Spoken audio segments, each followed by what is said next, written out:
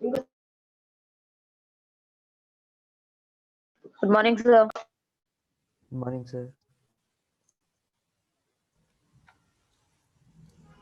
Good morning, sir. Good morning. Good morning.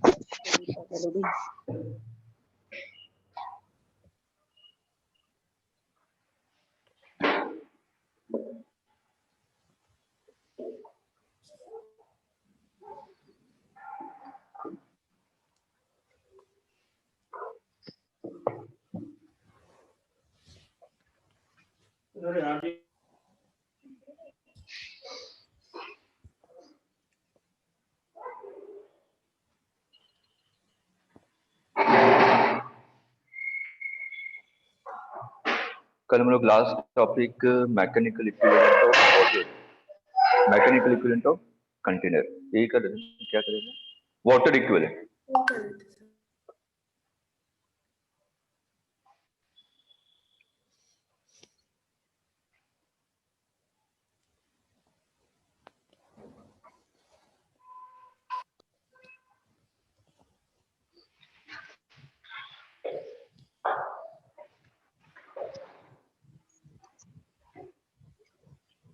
Good morning, sir.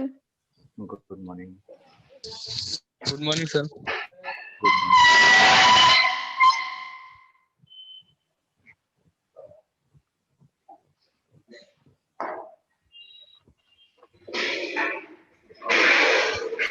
अब देखिए water equivalent का मतलब क्या है।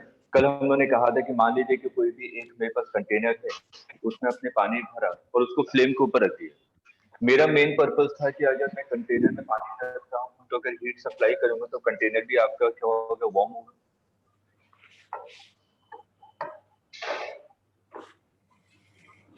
कंटेनर में आपने पानी रखा, आपने इसको फ्लेम दिया,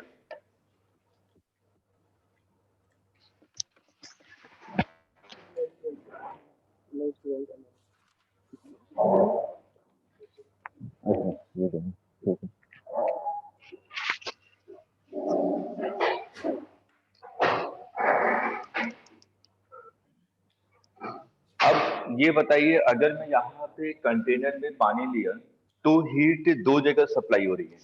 एक तो कंटेनर को भी गर्म कर रहा है, साथ साथ में पानी को भी गर्म कर रहा है। ठीक है, दोनों चीजें हो रही हैं। तो लेकिन हमें ये देखना है कि जो मैंने हीट सप्लाई किया है कंटेनर को, ठीक है, तो मैंने कहा कि कंटेनर को आपने जो भी हीट सप्लाई किया, ये क्यू हीट है। क्यू हीट का मतलब क्या हुआ?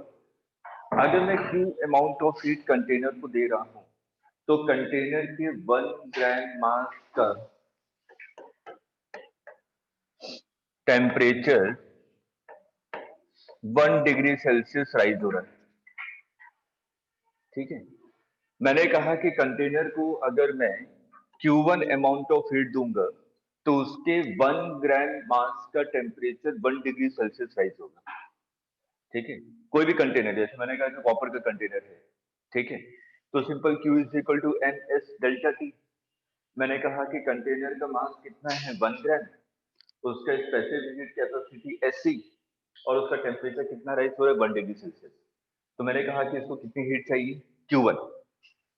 ठीक, अगर सेम अमाउंट ऑफ हीट मैं पानी को दूं, लेकिन कंडीशन क्या है कि पानी का टेम्परेचर भी कितना राइज होना चाहिए, 1 डिग्री सेल्सियस।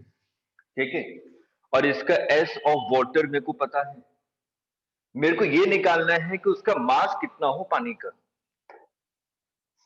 मेरा मेन पर्पस ये है कि अगर मैं same amount of heat water को दूं, उसका टेम्परेचर भी 1 डिग्री सेल्सियस राइज हो, लेकिन वो पानी का मास कितना होना चाहिए। ठीक है, तो ये जो मास है, मास ऑफ वाटर, अगर मैं यहां से मास ऑफ वाटर निकालूं तो कितना आ जाएगा, S C divided by S W, यही है ना। तो यहां पर ये आपने देखा कि आपको मास ऑफ वाटर मिल गया। इसी मास ऑफ वाटर को मैं क्या कहूंगा? Specific heat, sorry, water equivalent of container. Clear है? Yes sir. लिखिए वाटर इक्विवेलेंट का मतलब क्या हुआ?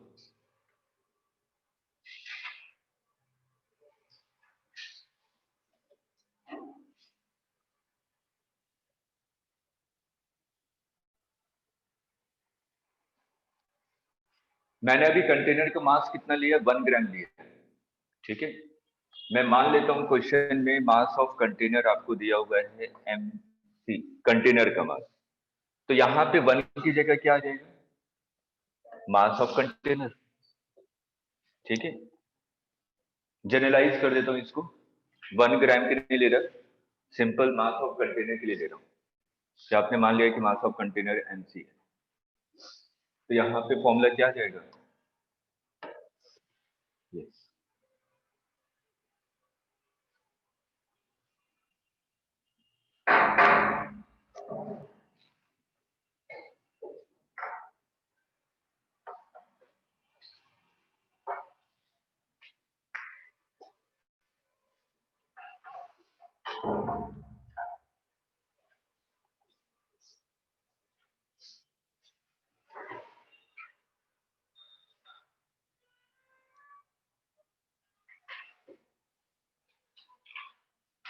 अब देखिए क्वेश्चन में दिया क्या रहता है।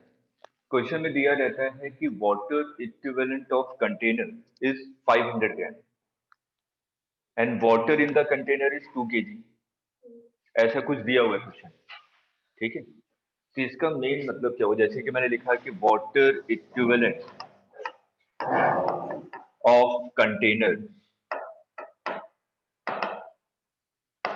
इज 500 ग्राम और water in container is 2 kg। तो हम लोग क्या करेंगे, क्वेश्चन को कैसे सॉल्व करेंगे? Q is equal to M S delta T, ठीक है। मैं simple Q is equal to m की जगह क्या लूंगा? 2 kg प्लस 1/2 kg। क्वेश्चन सॉल्व कर दूंगा, खत्म। ऐसा कोई बता सकता है क्यों किया? दोनों को हीट करने में हीट जाएगी ना हमारी। हाँ, तो मैंने यहाँ पे टोटल मास सिंपल वाटर का क्यों ले लिया?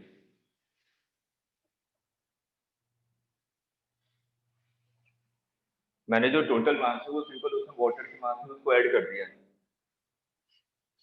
ऐसा क्यों?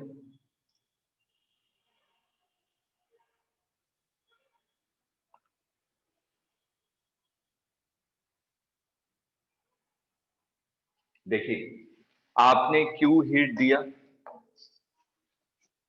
ये दो चीजों में जा रही है। कंटेनर को Q1 हीट मिला और वाटर को Q2 हीट मिला, दोनों गर्म होते हैं साथ साथ में, ठीक है। तो मैंने कहा कि आपने Q हीट दिया, ये दो चीजों में जा रहा है, Q1 प्लस Q2। Q1 तो कंटेनर को जा रहा है, ठीक है। तो कंटेनर को जा रहा है, तो इसके लिए आपने लिखा MCSC डेल्टा टी, ठीक। और इसके लिए आपने लिखा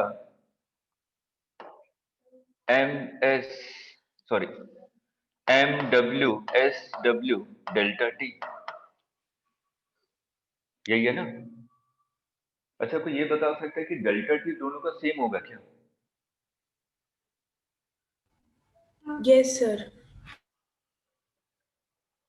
क्योंकि दोनों को सेम हीट, मतलब कि सेम बर्नर पे रखा हुआ आपने, ठीक है। तो दोनों सेम टेम्परेचर पे पहुंचते हैं, ठीक।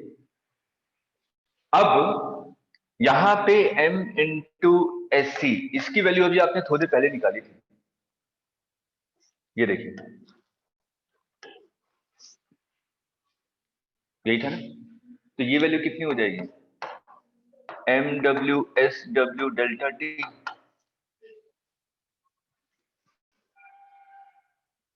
इसको थोड़ा सा कुछ और नाम दे दीजिए, एम ही रहने दीजिए, नहीं तो MWMW आप लोग कि सेम है, ठीक है। ये वाटर इक्विवेलेंट है, plus mw sw delta T. अब यहां से देखिए क्या आ जाएगा, SW डेल्टा टी कॉमन हो गया, टोटल मास कितना हो जाएगा m प्लस mw। m क्या था, वाटर इक्विवेलेंट, और mw क्या था, मास ऑफ वाटर। तो हमें क्वेश्चन को सॉल्व करना है तो हम लोग क्या करेंगे, सिंपल, अगर वाटर इक्विवेलेंट दिया हुआ है तो total mass of water is equal to जो भी गिवन है वाटर का मास और जो वाटर इक्विवेलेंट है दोनों को ऐड करेंगे और simple Q is equal to ms delta T में पुट कर देंगे।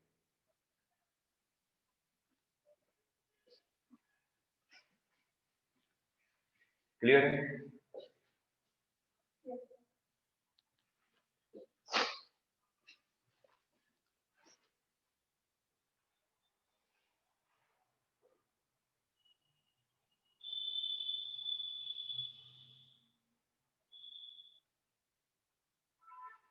ये सब फॉर्मूले ये सब नोट मत कीजिएगा, बस एक कॉन्सेप्ट लिख लीजिए कि अगर वाटर इक्विवेलेंट दिया हुआ है तो हमें सिंपल क्वेश्चन को कैसे प्रोसीड करना है, जो भी मास ऑफ वाटर है उसमें वाटर इक्विवेलेंट को ऐड करेंगे, क्वेश्चन को सॉल्व कर लेंगे, खत्म। इस चीज को लिखिएगा, ये सब चीजें इतनी सारी लिखने की जरूरत नहीं है, तो मैंने सिर्फ समझाने के लिए लिया था।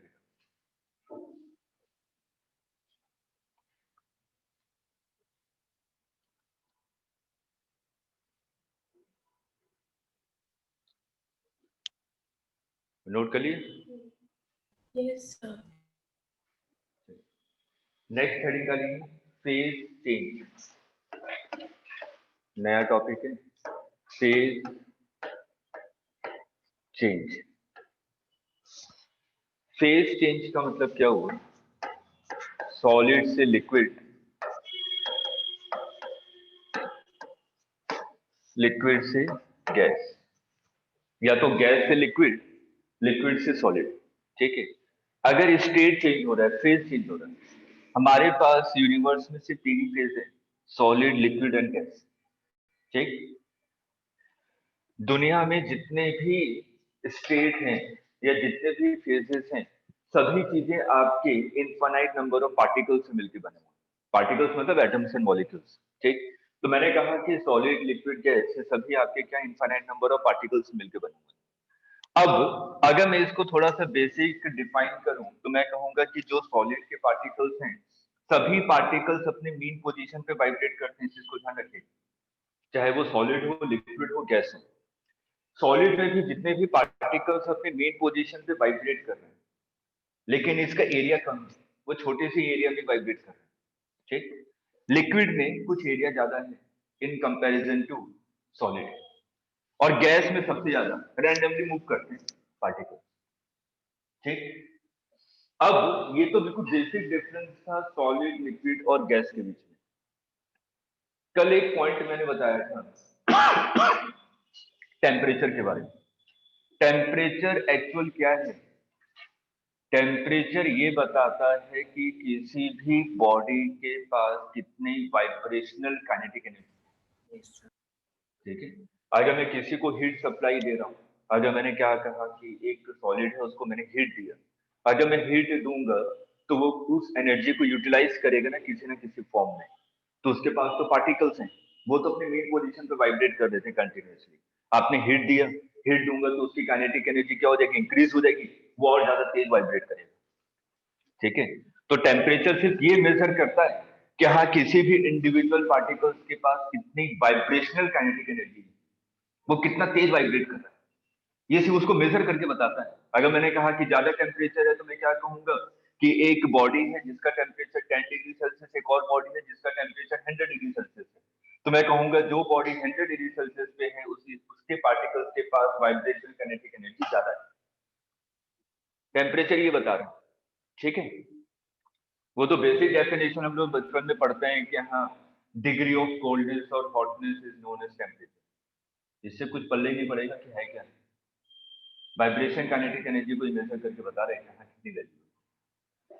चलिए, अब आपको ये पता है कि जब मेरे को सॉलिड से लिक्विड, जैसे कि मैं एग्जांपल लूं आइस है आपके पास,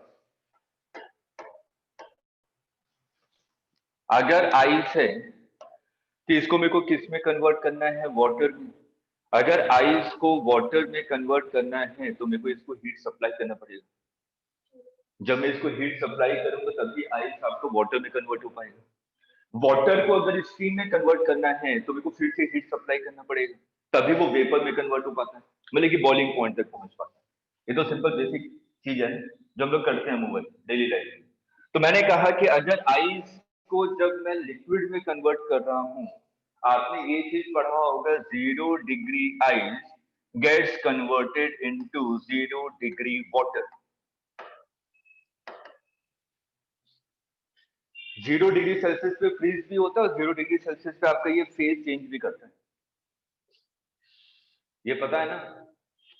टेम्परेचर क्यों कांस्टेंट रहता है ये बताइए। मैं तो हीट दे रहा हूं, मैं जब तक हीट नहीं दूंगा तब तक आइस आपका वाटर में नहीं कन्वर्ट होने वाला। इस चीज को ध्यान रखिए, मेरे को हीट देना पड़ेगा। तो मान लीजिए आपके पास -5 डिग्री सेल्सियस पे आइस था, ठीक, आपने क्या किया, इसको हीट दिया, आपने इसको हीट सप्लाई किया।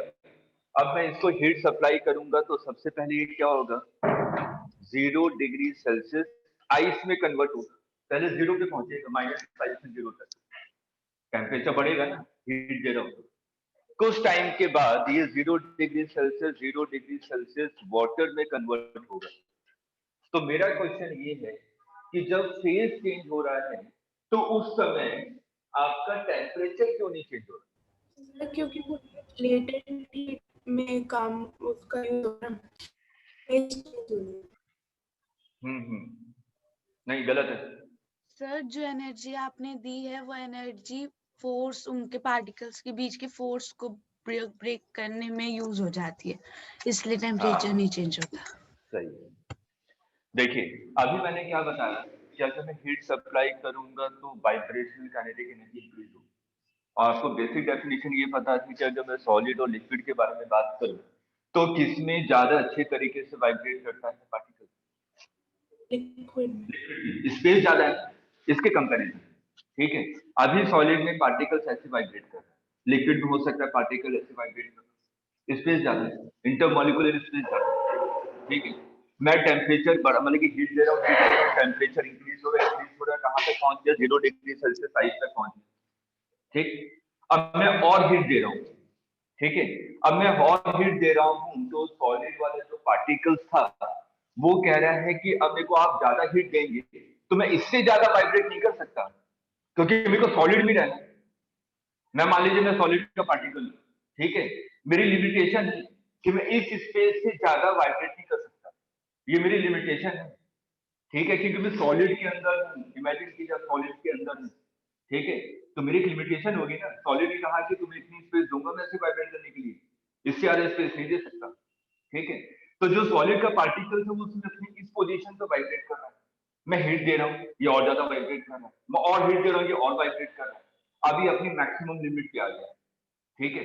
अब ये कहने चाहिए अगर तुम और हीट दोगे तो मैं अपनी वाइब्रेशन एनर्जी और ज्यादा इंक्रीज नहीं कर पाऊंगा, क्योंकि अपने मैं मैक्सिमम लिमिट पे हूँ, इससे ज्यादा मेरी हिम्मत नहीं है वाइब्रेट करने की, लेकिन हीट तब भी दिए जा रहा हूँ।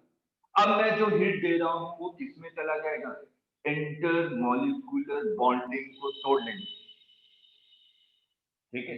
और जैसे ही इंटर मॉलिक्यूलर बॉन्डिंग टूटेंगे ये किसमें कन्वर्ट हो जाएगा, लिक्विड में। अब ज्यादा स्पेस मिल जाएगा क्योंकि मैं तो एनर्जी कंटिन्यूसली दिए जा रहा था ना, कुछ ना कुछ तो करना ही पड़ेगा। अगर ये अपनी वाइब्रेशन एनर्जी को नहीं बढ़ा रहा है तो वो कहेगा कि रुको, तुम्हें को मैं एनर्जी दे रहा हूँ तो तुम्हें तो अपनी वाइब्रेशन एनर्जी बढ़ानी पड़ेगी, लेकिन ये पार्टिकल कह रहा है कि भैया मैं बढ़ा तो लूं लेकिन मेरे पास स्पेस ही नहीं है, तो कहेगा रुको मैं तुम्हारे लिए स्पेस बनाता हूँ, वो क्या करेगा, इंटरमॉलिक्यूलर जो बॉन्डिंग थी उसको तोड़ने में चला जाएगा, ठीक। तो मैं जो अब हीट दूंगा वो इसकी वाइब्रेशन एनर्जी को तो इंक्रीज नहीं कर रहा, लेकिन किसमें जा रहा है वो, इंटरमॉलिक्यूलर बॉन्डिंग को तोड़ने में। और अभी आपको मैंने बताया था कि अगर वाइब्रेशन एनर्जी इंक्रीज करेगी तभी टेम्परेचर इंक्रीज करेगा, ठीक है। तो वाइब्रेशन एनर्जी वही है जो भी हीट में एक्स्ट्रा दिए जा रहा हूँ वो किसमें चला गया, इंटरमॉलिक्यूलर बॉन्डिंग को तोड़ने में, तभी वो सॉलिड से लिक्विड में गया, ठीक है। अब मैं हीट दूंगा, अब उसका टेम्परेचर बढ़ेगा, बोलेगा मेरे को स्पेस मिल गया मैं और ज्यादा वाइब्रेट कर सकता हूं, तो बोले कि टेम्परेचर इंक्रीज होने लगेगा, क्लियर है, लिख लीजिए अपनी बड़ी।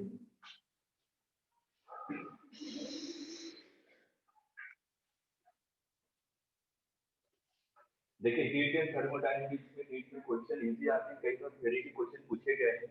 ये सब कॉन्सेप्ट आपके कॉपी में लिखे होंगे तो क्वेश्चन आपको रियलाइज होगा पढ़ने के बाद, हाँ कैसा होगा। और फिर कहानी की तरह सुनेंगे तो कहानी ज्यादा दिनों तक याद ही रहती है, फिर धुंधला धुंधला याद आता है क्या शुरुआत क्या था, अंत क्या था, बीच में क्या हो ये नहीं पता। जैसे जो भी चीजें बताओ उसको लिखे चलो कॉपी में।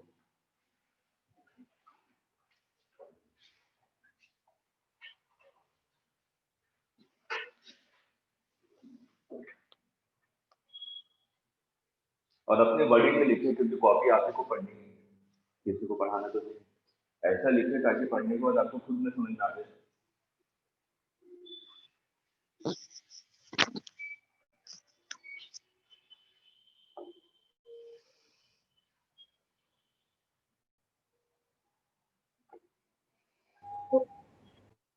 ठीक है।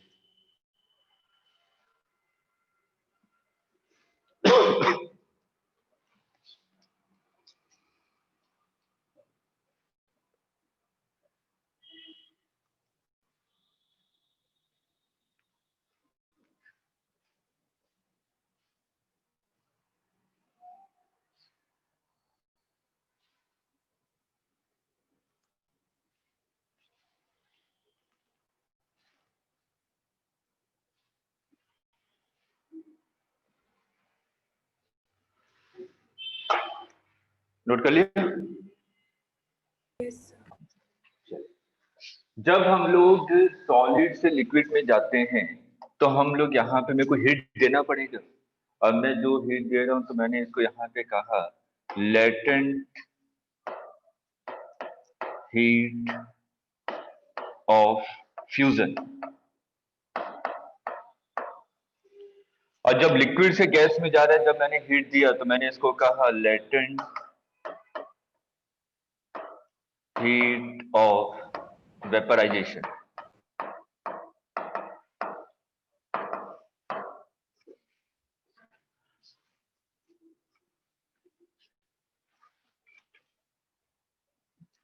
लेटेंट हीट ऑफ फ्यूजन, इसको हम लोग कैसे डिफाइन करेंगे? मैंने कहा कि 1 ग्राम सॉलिड है, मेरे पास 1 ग्राम सॉलिड है,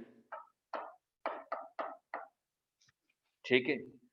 1 ग्राम सॉलिड को मुझे लिक्विड में कन्वर्ट करना है, तो 1 ग्राम सॉलिड को लिक्विड में कन्वर्ट करने के लिए जितनी हीट सप्लाई करूंगा उसी को क्या कहूंगा? लेटेंट हीट ऑफ फ्यूजन, ठीक है। Heat required to change the phase of 1 gram solid into liquid is known as latent heat of fusion. Definition लिखते रहिए। phase of 1 gram solid into liquid is known as latent heat of fusion। 1 gram solid को liquid में convert करने के लिए जितनी heat की requirement है उसी को हम लोग कहते हैं latent heat of fusion.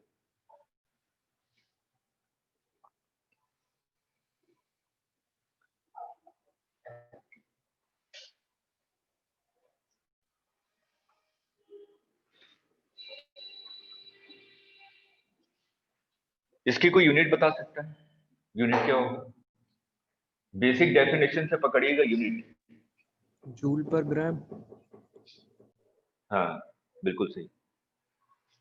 Heat required मतलब कि joule to change phase of 1 gram solid, मतलब कि पर केजी या पर ग्राम जो आपको लेना है, ठीक है। लेकिन टेम्परेचर क्या रहता है? कांस्टेंट। टेम्परेचर के यहाँ पे कोई रोल नहीं है, ठीक है। तो इसकी यूनिट क्या हो जाएगी? जूल पर केजी और कैलोरी पर ग्राम। इसकी यूनिट क्या है? जूल पर केजी और कैलोरी पर ग्राम।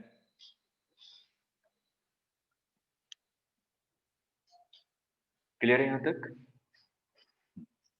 Yes, sir.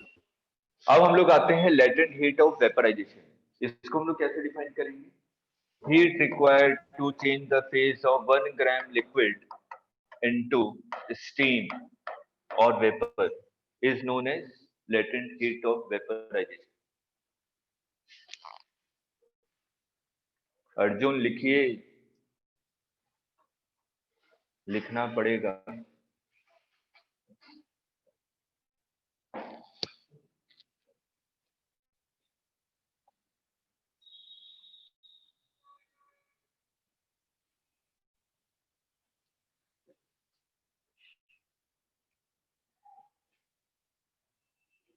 कुछ डेटा है जिसको आप लोग याद रखेंगे। Latent heat of fusion for ice. Ice का लेटेंट हीट ऑफ फ्यूजन क्या होता है? 80 कैलोरी पर ग्राम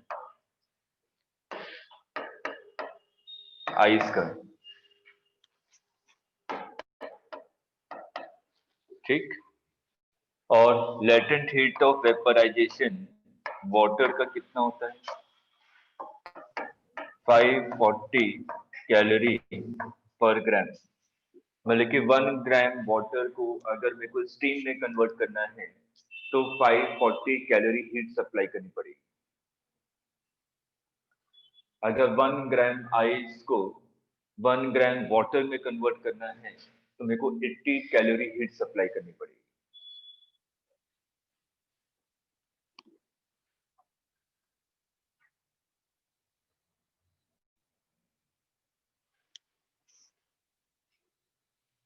नोट कर लिया? चलिए, दो टर्म्स हैं जो आप लोग केमिस्ट्री में बहुत पढ़ते हैं, थोड़ा मेरे को समझाइएगा।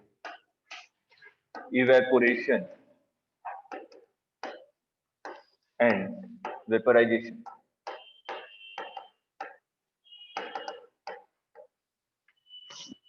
इवेपोरेशन और वेपराइजेशन दोनों क्या है? दोनों सेम है, दोनों डिफरेंट है? क्या डिफरेंस है? केमिस्ट्री में ये टर्म्स आते हैं।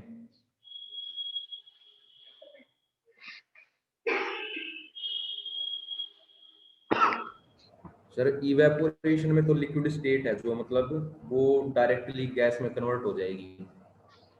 अच्छा, ठीक है। और वेपराइजेशन है indirectly. Sir state of matter change करेगा, जैसे solid to liquid, liquid to gas. Sir vaporization जो होता है उसमें वो बॉइलिंग पॉइंट पे ही उड़ता है, मतलब जो भी स्टेट चेंज होती है वो बॉइलिंग पॉइंट पे होगी। पर जो वो होता है इवेपोरेशन, उसमें एनवायरमेंटल टेम्परेचर पे लिक्विड से गैस में कन्वर्जन हो जाता है। बिल्कुल सही। अब देखिए, वेपराइजेशन और इवेपोरेशन दोनों में डिफरेंस है। दोनों में वेपर फॉर्म में कन्वर्ट हो रहे हैं। मैंने कहा, ये मान लीजिए एक तालाब है, ठीक है। अभी हम लोग समर में देखते हैं कि तालाब वगैरह सूख जाते हैं। ठीक, हम लोग कहते हैं कि हाँ बहुत गर्मी पड़ी, तालाब सूख गया। ठीक, वो कौन सा प्रोसेस है? इवेपोरेशन। ठीक है। मैंने कहा कि लेकिन आपने सोचा कि अगर लिक्विड को अगर मेरे को गैस में कन्वर्ट करना है तो टेम्परेचर तो 100 डिग्री सेल्सियस होना चाहिए, जो हम लोग जनरली जानते हैं कि boiling point of water is 100 degree Celsius. ठीक, 100 डिग्री सेल्सियस में पानी बॉईल कर जाता है, इसका मतलब वो लिक्विड से गैस में कन्वर्ट हो रहा है। लेकिन समर में टेम्परेचर मैक्सिमम कितना जाता है? 45, 46 इन जनरल इतने टेम्परेचर रहता है आपका। ठीक है, इतने टेम्परेचर पे तालाब आपका सूख जाता है। ऐसा क्यों होता है? देखिए, अगर मैं इसमें अंदर वाले वाटर पार्टिकल्स के बारे में बात करूं जो सरफेस के नीचे हैं, ठीक, और जो पार्टिकल्स आपके सरफेस के ऊपर हैं, ये सरफेस के ऊपर है। तालाब के सरफेस के ऊपर जितने भी वाटर पार्टिकल्स हैं, जो सरफेस के ऊपर है और जो सरफेस के नीचे है, कौन किसको ज्यादा स्पेस मिल रहा है वाइब्रेट करने का? ऊपर वाले सरफेस को। ठीक है, क्योंकि ये तो अंदर बॉन्डेड है। ठीक है, तो ऊपर वाले सरफेस पे जितने भी वाटर मॉलिक्यूल्स हैं, इनको वाइब्रेट करने के लिए ज्यादा स्पेस मिलता है। मेरे को पता है कि अगर वाइब्रेट करने के लिए स्पेस ज्यादा मिला तो स्टेट चेंज होना पड़ेगा। ऐसा थोड़ी ना कि एक आयरन का रॉड है जिसमें पार्टिकल्स को इतना स्पेस मिल रहा है वाइब्रेट करने के लिए। आपने कहा कि मैंने एक और आयरन का रॉड लेकर आया हूं जिसमें पार्टिकल पूरा टहल रहा है यहां से। अगर पार्टिकल्स यहाँ से वहां ज्यादा स्पेस में अगर वाइब्रेट करेगा, इसका मतलब उसको स्टेट चेंज करना पड़ेगा, वो सॉलिड रह ही नहीं पाएगा। ठीक है, तो अगर मैं यहाँ पे पार्टिकल्स के बारे में बात करूं तो जो अंदर वाले पार्टिकल्स थे वो कम स्पेस में वाइब्रेट कर रहे थे, लेकिन ऊपर वाले पार्टिकल्स को ज्यादा स्पेस मिल रहा है वाइब्रेट करने के लिए। अगर ऊपर वाले पार्टिकल्स को ज्यादा स्पेस मिल रहा है वाइब्रेट करने के लिए, तो इसकी मजबूरी है कि ये किसमें कन्वर्ट हो चुका होगा, वेपर में। नहीं तो ज्यादा स्पेस में वाइब्रेट नहीं कर सकता, स्पेस बढ़ेगा तो उसको स्टेट चेंज करना पड़ेगा, वो लिक्विड नहीं रह पाएगा। ये पहला पॉइंट क्लियर हुआ। तो ऊपर वाले पार्टिकल्स को ज्यादा स्पेस मिलता है वाइब्रेट करने के लिए, इसलिए वो क्या होता है, वेपर में कन्वर्ट हो चुका होता है। ठीक, यहाँ पे देखेंगे दो चीजें पढ़ते हैं हम लोग। एक होता है वेपर प्रेशर। वेपर प्रेशर का मतलब क्या हुआ, ये जो आपके वेपर्स में कन्वर्ट हुए हैं, ठीक, वो जो प्रेशर एक्सर्ट कर रहे होंगे लिक्विड पे, ठीक है, ये जो भी प्रेशर एक्सर्ट कर रहे हैं वेपर्स, उसको हम लोग कह रहे हैं वेपर प्रेशर। एटमॉस्फेरिक प्रेशर और यहाँ पे वेपर, किसका प्रेशर ज्यादा है? एटमॉस्फेरिक प्रेशर और वेपर प्रेशर, एटमॉस्फेरिक प्रेशर ज्यादा है, ठीक है, 1 atm की वैल्यू ज्यादा है in comparison to vapour pressure. अभी धीरे धीरे रियलाइज हो जाएगा। तो मैंने कहा कि atmospheric pressure is greater than vapour pressure. ठीक, थोड़ा सा लॉजिकली सोचिएगा। मान लीजिए मेरे सामने 10 स्टूडेंट खड़े हैं, ये वेपर्स हैं, ठीक, और यहां से एटमॉस्फेरिक प्रेशर लग रहा है। मैंने कहा कि atmospheric pressure is greater than vapour pressure. ये स्टूडेंट यहां आना चाहते हैं मेरी तरफ, ठीक है, लेकिन यहां से जो फोर्स लग रहा है, जो एटमॉस्फेयर लगा रहा है इसके ऊपर फोर्स, उसकी वैल्यू ज्यादा है। तो ये वेपर क्या एयर में जा पाएंगे? नहीं, क्योंकि एटमॉस्फेयर ज्यादा प्रेशर लगा, ठीक है। तो ये जो वाटर मॉलिक्यूल्स मतलब कि जो ऊपर वाले वेपर्स थे, ये एटमॉस्फेयर में नहीं जा पाए, ठीक है, क्योंकि एटमॉस्फेयर ज्यादा प्रेशर एक्सर्ट कर रहा है लिक्विड के ऊपर। ठीक, तो एटमॉस्फेयर ज्यादा प्रेशर एक्सर्ट कर रहा है, इसलिए ये सब वेपर्स आपके एयर में नहीं जा पाते।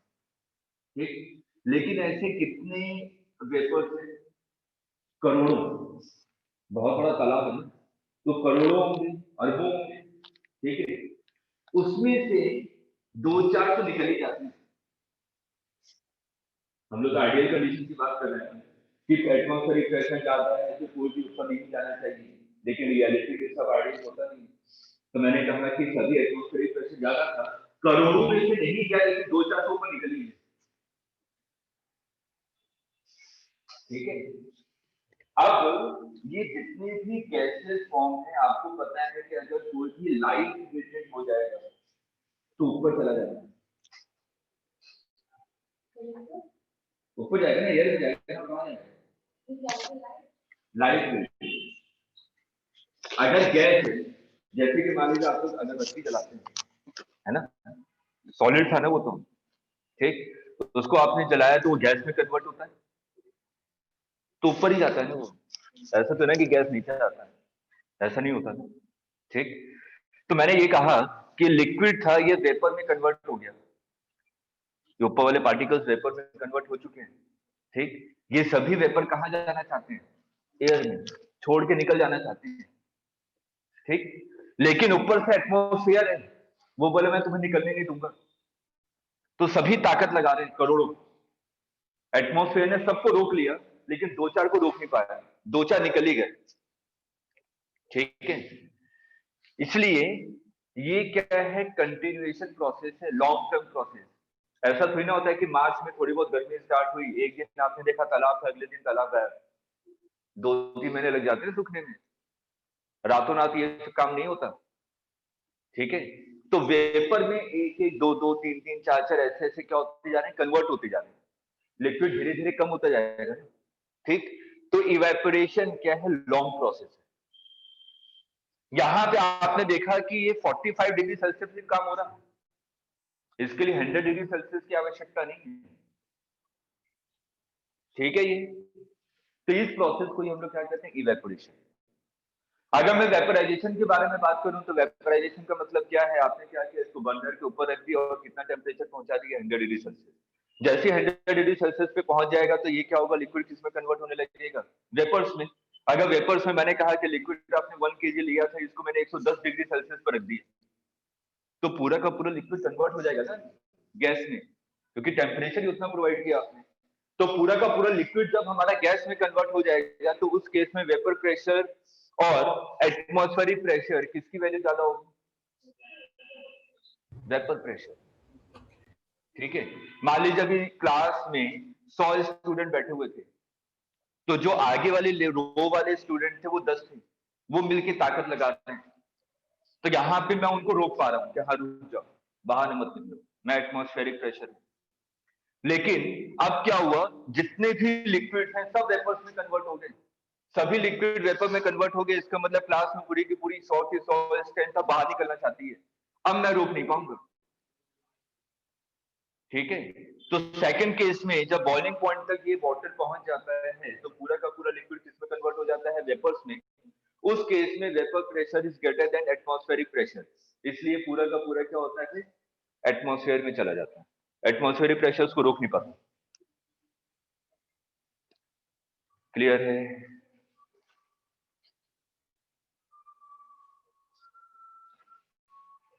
तो ये बेसिक डेफिनेशन थी इवेपोरेशन और वेपराइजेशन।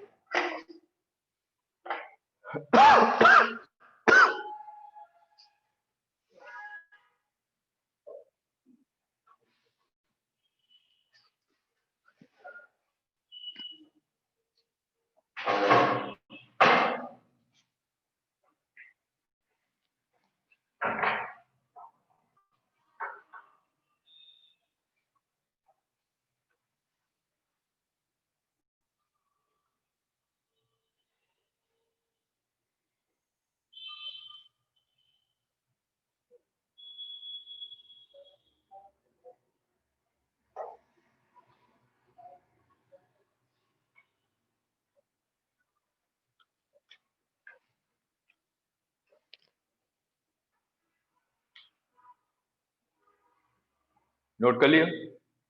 Yes, sir.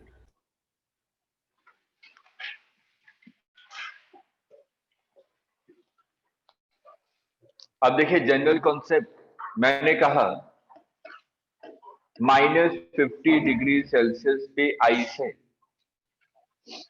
तो इसको मैं हीट दूंगा, तो हीट देने पे ये सबसे पहले कहां पहुंचेगा, 0 डिग्री सेल्सियस आइस पे। तो अगर मैं हीट दूंगा तो कितनी हीट देनी पड़ेगी, Q1 is equal to ms delta T, यही है ना, कितनी हीट देनी पड़ेगी, ms डेल्टा टी। अब और हीट दे रहा हूं तो ये 0 डिग्री सेल्सियस आइस किस में कन्वर्ट होगा, वाटर में। 0 डिग्री सेल्सियस वाटर में। जब फेज चेंज होता है तो हम लोग किसके बारे में बात करते हैं, लेटेंट हीट के बारे में। तो यहाँ पे मैंने कहा कि अब मेरे को कितनी हीट देनी पड़ेगी, m into latent heat of fusion, क्योंकि लेटेंट हीट ऑफ फ्यूजन आपने डिफाइन किया था कि 1 ग्राम सॉलिड को 1 ग्राम वाटर में कन्वर्ट करने के लिए L अमाउंट ऑफ हीट चाहिए। तो मैंने कहा कि m ग्राम सॉलिड को m ग्राम लिक्विड में कन्वर्ट करने के लिए कितनी हीट चाहिए होगी, m into L, unitary method. एक कॉफी का प्राइस 2 रुपए, तो 10 कॉफी का प्राइस 10 इंटू 2 20 रुपीज। ठीक है, अब और हीट दिया तो ये क्या होगा, 100 डिग्री सेल्सियस वाटर तक जाएगा।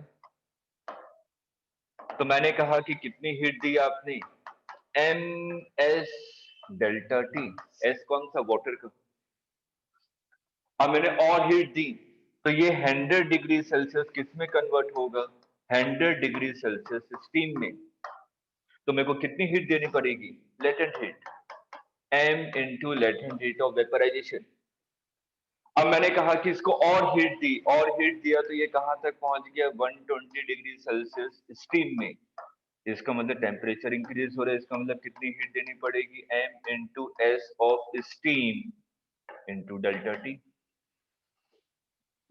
अब मेरे से पूछा गया, मेरा क्वेश्चन क्या था, मेरा क्वेश्चन ये था कि -50 डिग्री सेल्सियस आइस से 120 डिग्री सेल्सियस स्टीम तक लाने में कितनी हीट की रिक्वायरमेंट है। तो मैं सिंपल क्या कहूंगा, हर एक हीट को ऐड कर दूंगा और नेट हीट निकाल दूंगा।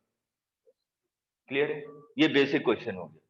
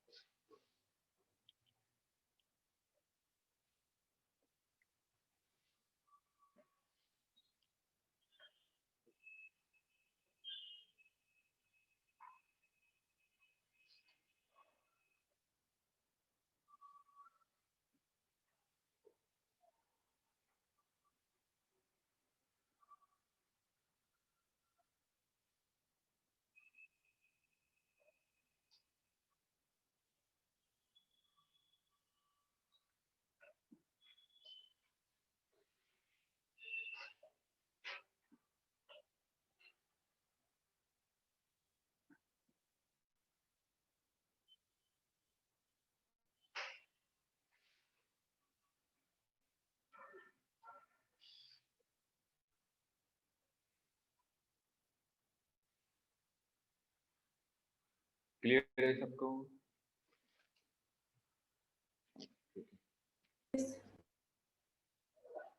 नेक्स्ट हेडिंग डालिए, कैलोरीमेट्री।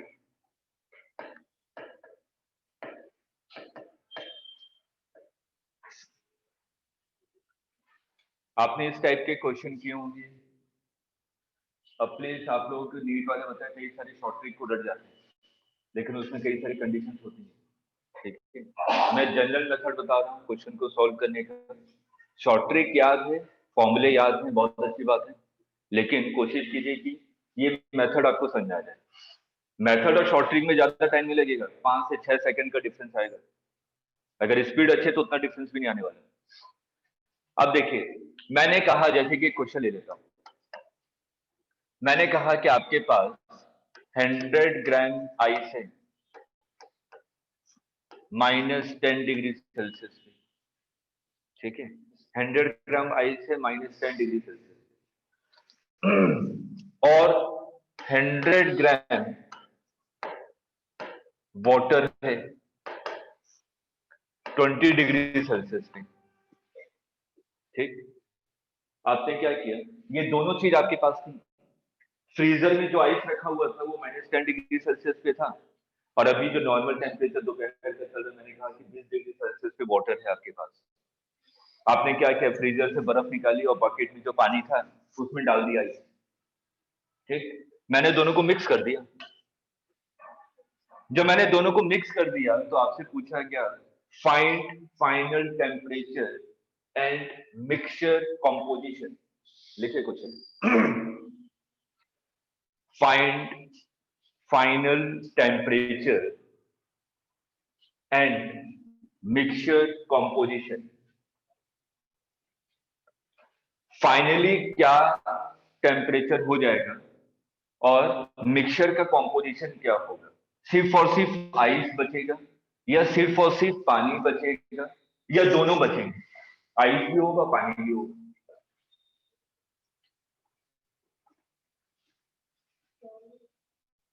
देखिए क्वेश्चन को कैसे समझे हम लोग। जब भी आइस वाटर इसका केस है, आइस और पानी का, तो हम लोग मान के चलते हैं कि एजम्पशन मान लेते हैं कि फाइनली क्या बना है, 0 डिग्री सेल्सियस वाटर बना है।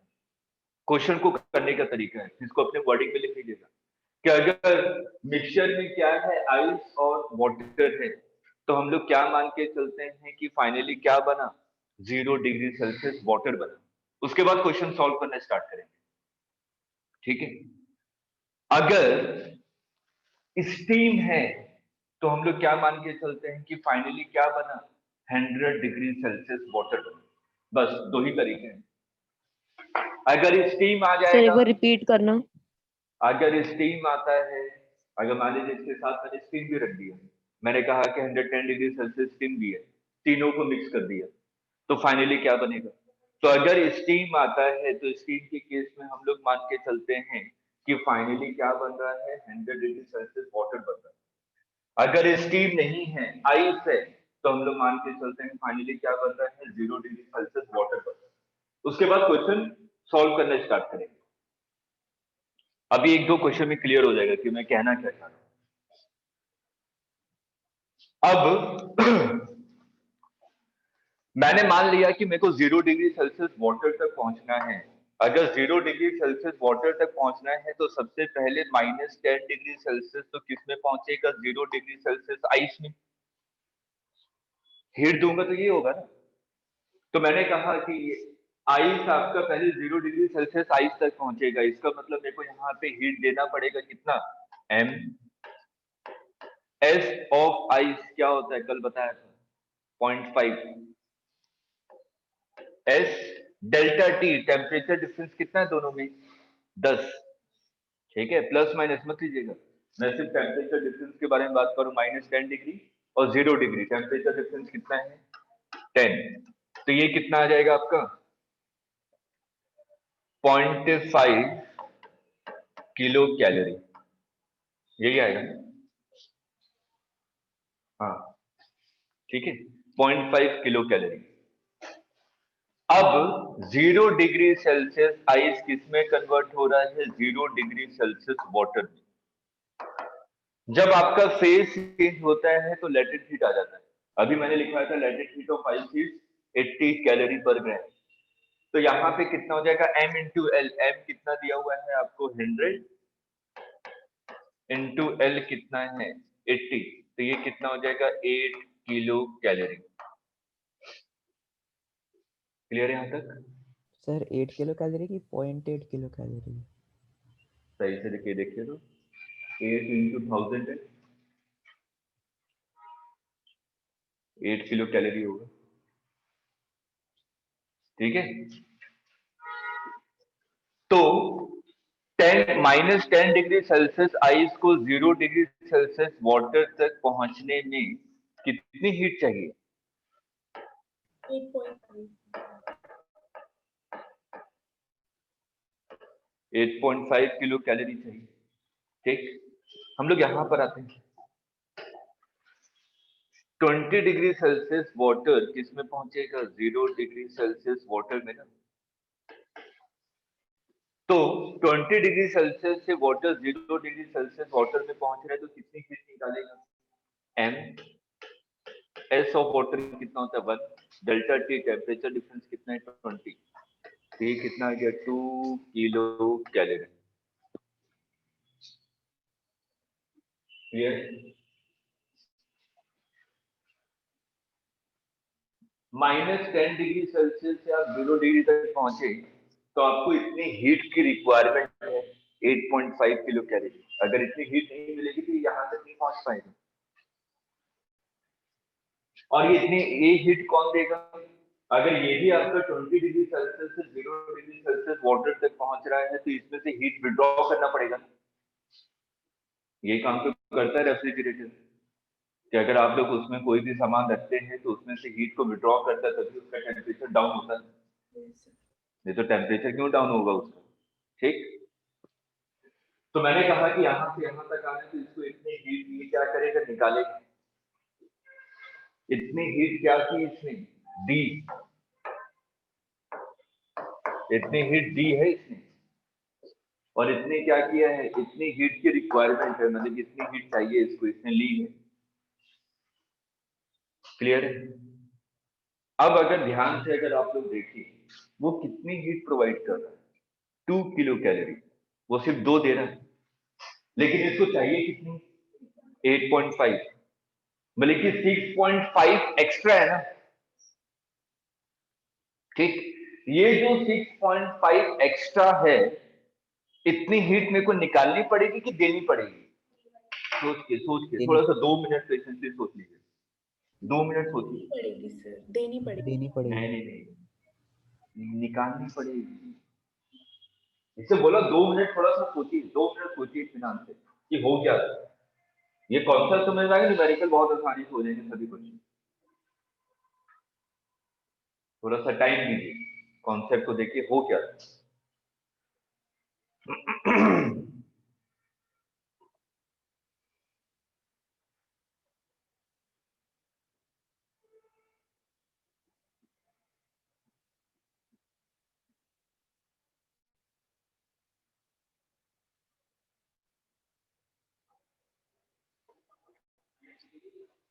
देनी चाहिए वैसे तो।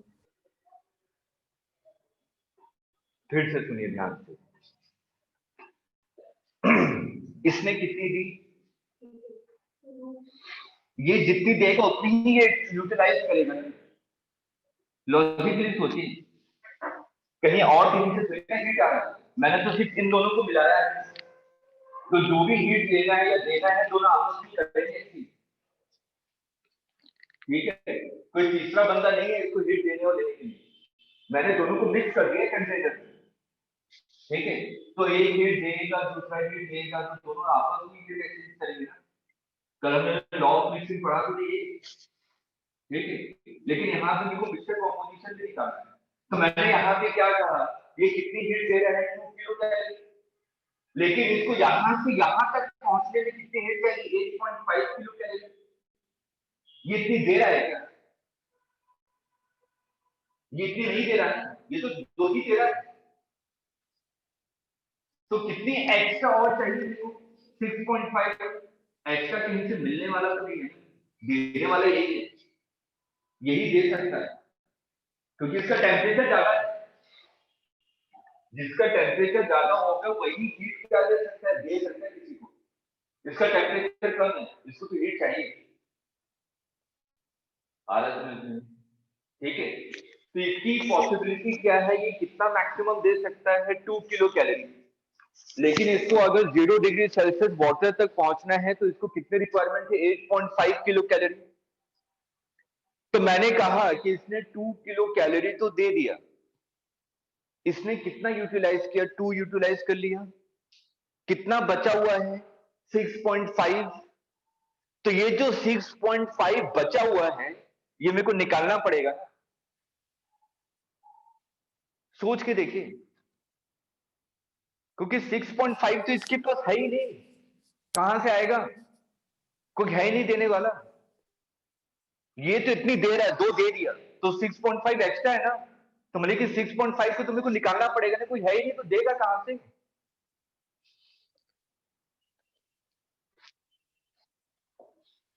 नहीं आया? आ गया सर। आ गया सर। आ गया सर। पक्का? सर एक बार दोबारा बता दो।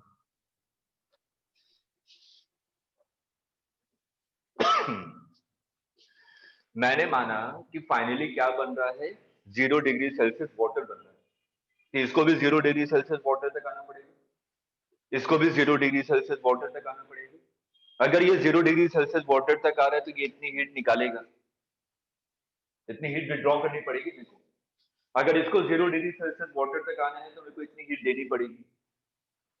ठीक है, अगर मैं इतनी हीट दूंगा तभी जाके ये 0 डिग्री सेल्सियस वाटर तक पहुंच पाएगा।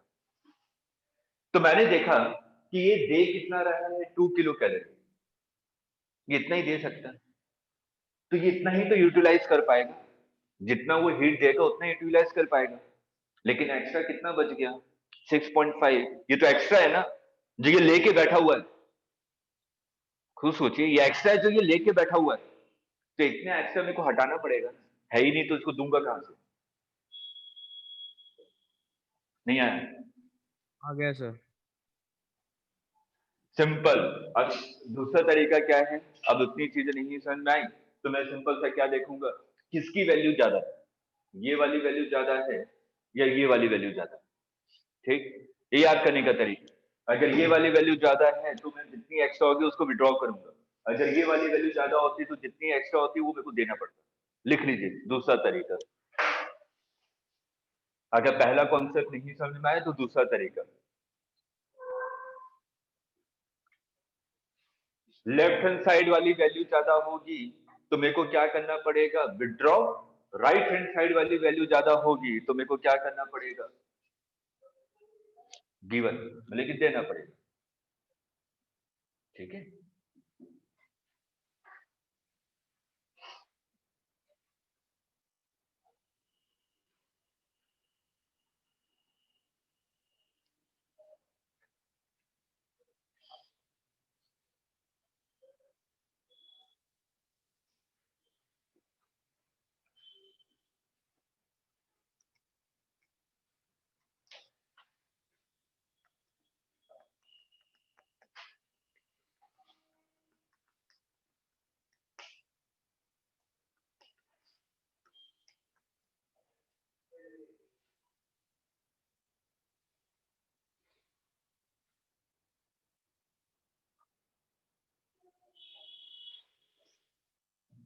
और जो कॉन्सेप्ट समझाने की कोशिश की है 10-15 मिनट आराम से बैठकर सोचेंगे, समझ में आ जाएगा।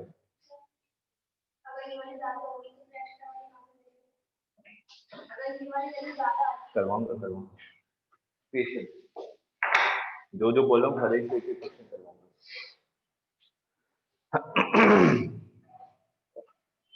क्लियर यहाँ तक? तो हम लोग कहाँ तक पहुंच गए? मैं 0 डिग्री सेल्सियस वाटर तक पहुंच गया। तो फाइनल मिक्सचर क्या है, मतलब कि फाइनली कहाँ तक पहुंच गया? 200 ग्राम पानी, 100 ग्राम आइस कन्वर्ट हुआ पानी में, और 100 ग्राम वाटर भी कन्वर्ट हुआ 0 डिग्री सेल्सियस पानी में। तो फाइनली क्या बन गया? 200 gram water at 0 degree Celsius. यही है ना, हम लोग क्वेश्चन में यहीं तक पहुंचे थे। लेकिन मैं यहां तक पहुंचा तो मेरे को एक चीज पता चल गई कि मेरे को 6.5 किलो कैलोरी क्या करना है? विड्रॉ करना है। अगर मैं हीट विड्रॉ करता हूं तो आपका लॉजिक क्या कहता है?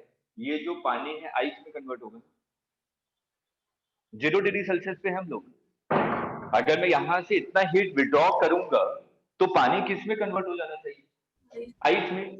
लेकिन मेरे को ये नहीं पता कि कितना मास आइस में कन्वर्ट हो रहा होगा। तो मेरे को ये पता है m into latent heat of fusion, ये किसके इक्वल है? सर इसका मतलब ठीक है ये क्या? है ना कि हमें 6.5 किलो कैलोरी चाहिए। चाहिए, लेकिन देने वाला कोई नहीं है ना बेटा, तो इसको विड्रॉ करना पड़ेगा ना। हाँ ये सर, वो आ गया मेरे। ठीक है, अभी एक जनरल एग्जांपल और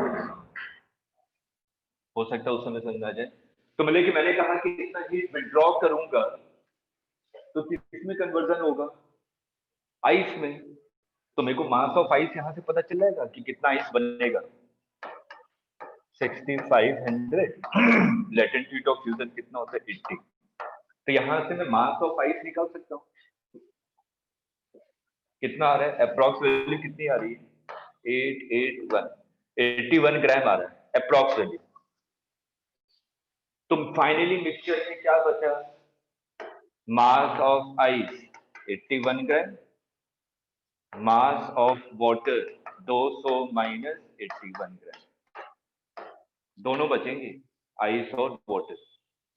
टोटल 200 था ना, 200 में से मैंने इतना हीट विड्रॉ किया तो कुछ अमाउंट ऑफ वाटर कन्वर्ट हो चुका होगा आइस, कितना कन्वर्ट हुआ होगा वो निकालना है। सर ये 6500 कहाँ से आया? अरे इतना ही तो विड्रॉ करना था। हाँ ठीक है सर।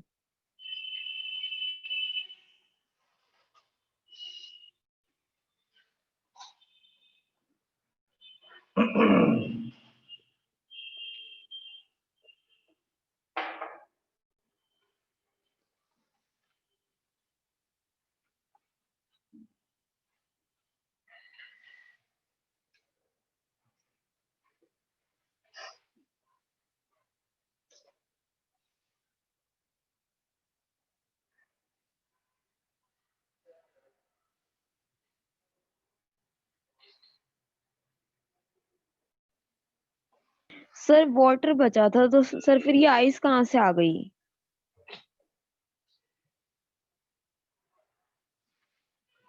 हम लोग क्वेश्चन को ये मानते हुए चल रहे थे कि फाइनल क्या बन रहा है हमारा? 200 ग्राम पानी बन रहा है, ठीक है, 0 डिग्री सेल्सियस।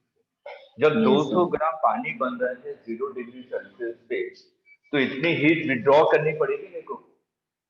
यही तो कर रहे थे। हाँ यस सर। हाँ, तो इतनी हीट विड्रॉ करूंगा तो पानी कन्वर्ट होगा ना इसमें। हीट विड्रॉ कर रहा हूँ तो कितना आइस बना होगा वो निकाल लिया, तो कितना पानी बचेगा? 200 माइनस आइस का मान। आ गया सर। एक और क्वेश्चन करते हैं, आप लोग इसको सॉल्व कीजिए, फिर मैं बताऊंगा कहाँ कहाँ पे गलती हो रही है। 100 ग्राम आइस है -50 डिग्री सेल्सियस पे, इसको आपने मिक्स कर दिया 100 ग्राम स्टीम से, जो कि 120 डिग्री सेल्सियस पे। तो final temperature and composition, previous question में फाइनल टेम्परेचर कितना रहा? 0 डिग्री। 0 डिग्री, क्योंकि 0 डिग्री से ही आइस और पानी रह सकते हैं।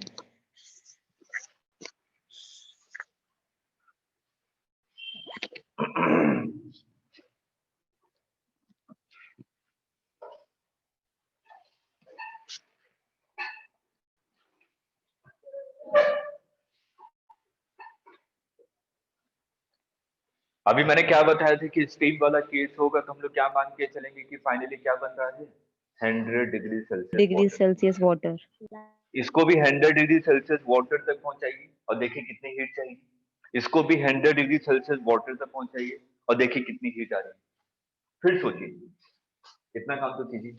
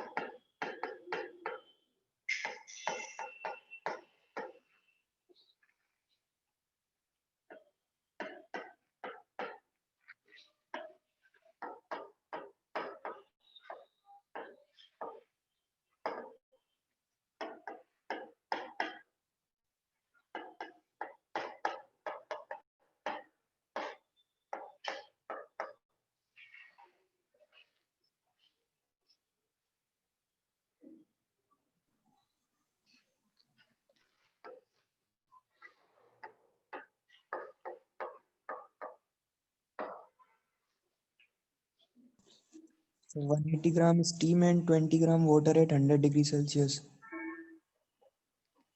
आंसर नहीं पता, मैं तो रैंडमली ऐसे देता जा रहा हूँ, मेरे को भी सॉल्व ही करना पड़ेगा।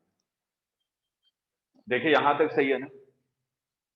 यस कैलकुलेशन देख लीजिएगा बस, ठीक है।